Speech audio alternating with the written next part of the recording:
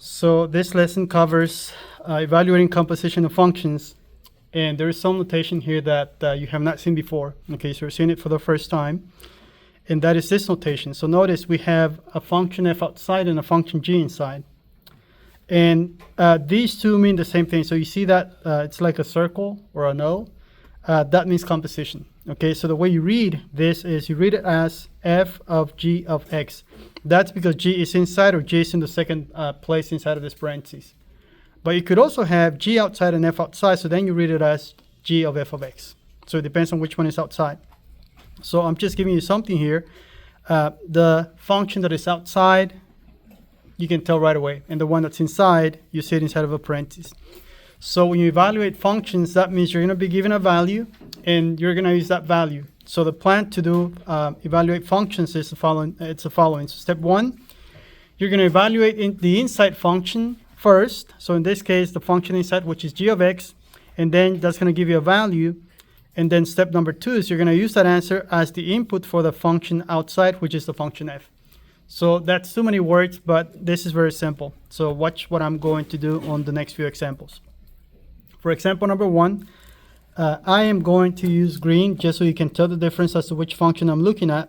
Okay, so green for f of x, and I'm going to use pink for the function g of x, and then I'm also going to use red, and I know you can't tell the difference maybe from the screen, for h of x. So what this is asking us is find f of g of 2.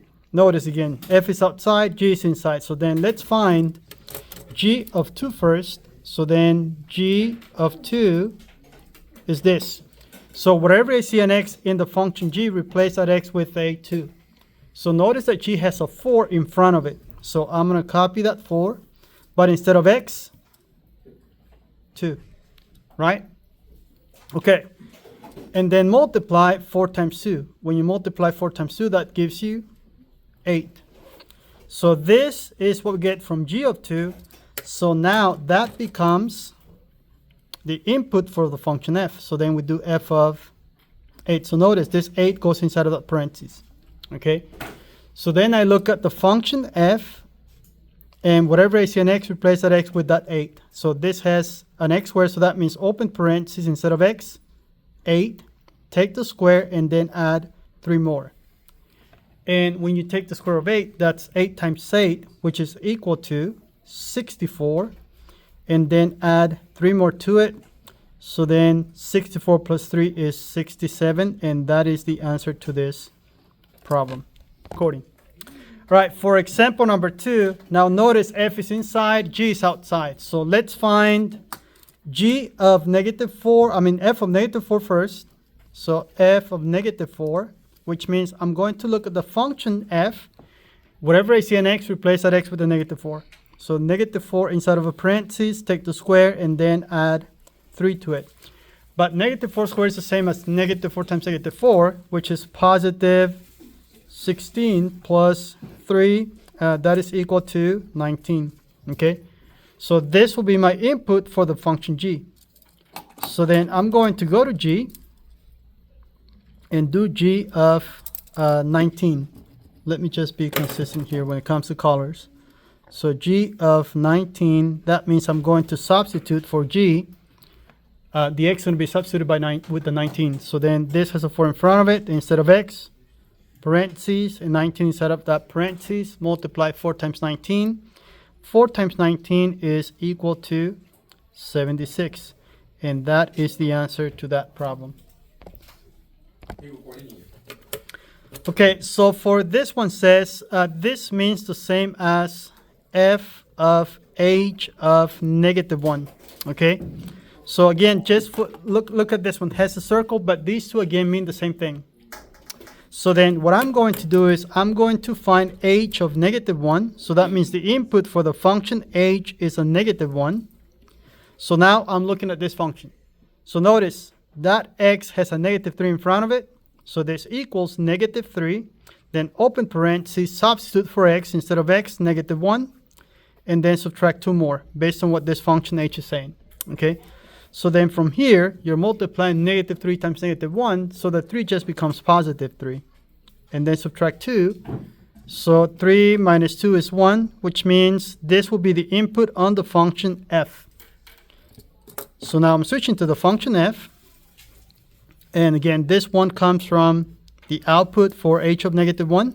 So then this equals, now looking at the function f has an x squared plus 3. So then 1 square plus 3. 1 square is 1, and 1 plus 3 is 4. So this is the answer to example number 3. Okay, so for the next part, this is tables, but it's the same idea, same concept, okay? So find each of the following. So for example number 8, notice f is inside, g is outside. So let's find f of 2. So for f, I'm going to keep using green. And for g, I'm going to keep using pink, just so you can tell the difference between the two. I don't know if you guys can tell the difference with the colors, but just so I can color code, and maybe that makes it easier for me to explain. So I'm going to find first f of 2. So all I have to do is go to the function f and look at the table, and where the input is 2, which means where the x value is 2, I need to find the y value. So when x is 2, what's the y value? 4. Okay, good. So this is 4, right? So this will be my input on the function g. So then go to g now and look for, when x is 4, what's the value of y? 3. So this one is 3. And that's the answer to that one. For part B, it's the same idea. So again, but I'm going to rewrite this. I don't know if this helps you. F is outside, G is inside, because F is first and G is second. So that means G is the one inside of the parentheses. So then with that said, let's find G of 4. So now we're looking at this table where the value of x is 4, or the input is 4, the output is 3, right? So once we know the output on the function g, we're going to use that as the input on the function f. So then f of 3, and again, this 3 comes from that output. And let's see, where x is 3, y is 6. So that is the answer to that example. For graph, follow the same concept.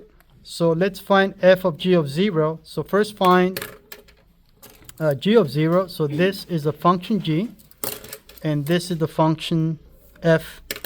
So for g of 0, okay, so I'm going to go to the graph of g. G is the line. So then where x is 0 on the line, what's the y value? So to get to the graph of g, just go down 1, 2. So that's this point, which means when x is 0, y is equal to negative 2. Second example, g of, I didn't finish this one, did I? No, I didn't. I still need to find f of negative 2. So I got ahead of myself. So let's see, f of negative 2 is equal to, yes, that's a 0. Okay, so f of negative 2, which is g of 0, then look at the graph for f, where x is negative 1, 2, y is 1, 2. So we get to the graph, that means f of negative 2 is equal to positive 2. Next example, g is first, f is second, so then this means f is a function inside, so this is g of f of 4. So we need to find f of 4 first. So f of 4, which means look at the function, the graph of the function f, where x is 4, what's the y value? So this is 1, 2, 3, 4. Then to get to the graph, 1, 2, 3, 4, that point, which means where x is 4 in the function f, y is 4. So then this becomes the input for the function g. So now let's find g of 4, which again we got from this output. Okay, so that's this one here. So then this is equal to, now let's switch this to this graph. When x is 4, 1, 2, 3, 4 up, 1, 2, 3, 4, 5, 6, we get to the graph, which means when x is 4 in the function g, y is positive 6. So for the last example, g is first, so that means g is the function outside and f is a 1 inside. So f of 1, let's find f of 1 first, and then we'll find f of whatever that, g of whatever that output is when x is 1 in the function f. So f of 1 is equal to, this is the graph of the function f, so if I go right 1, up 1, so that means f of 1 is equal to 1. So then that becomes my input for the function g. Okay, so then do g of 1, and now switch to the graph of g. So if x is 1, what's the y value? What? 0, right? And that's all. Thank you for watching. I'll see you in class.